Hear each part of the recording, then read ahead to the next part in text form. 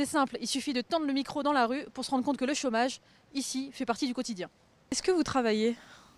Pas en ce moment. Vous travaillez ou pas? Non. Non? Moi, je travaille. Hein. Ici, personne ne travaille. Hein. Vous, est-ce que vous travaillez? Non.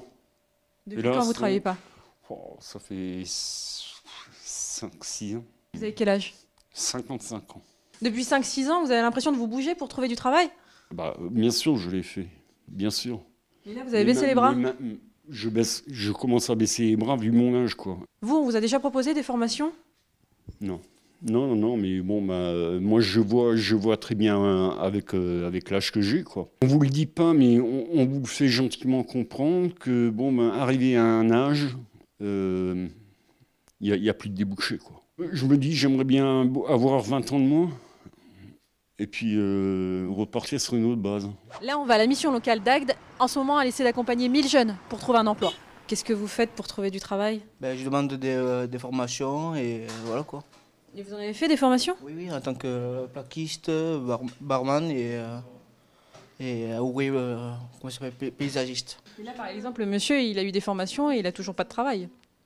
Après, effectivement, c'est pas parce qu'il y a la formation que les employeurs vont forcément l'embaucher, puisqu'ils vont demander un petit peu d'expérience. Vous avez de l'espoir, vous y croyez? J'y crois, oui. Avec la volonté, on peut. François Hollande, dans son plan d'urgence pour l'emploi, il a parlé d'une prime à l'embauche de 2000 € pour les employeurs comme vous qui embaucheraient des gens en CDI ou en CDD de plus de 6 mois. Vous le prenez comment? Vous êtes contente? Ben non. Ça part d'un bon sentiment, mais ce n'est pas suffisant.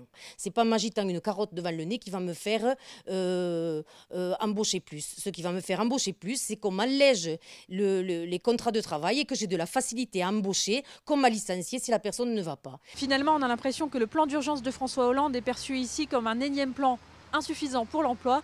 Reste à savoir si Myriam El Khomri aura plus de succès avec sa loi en mars.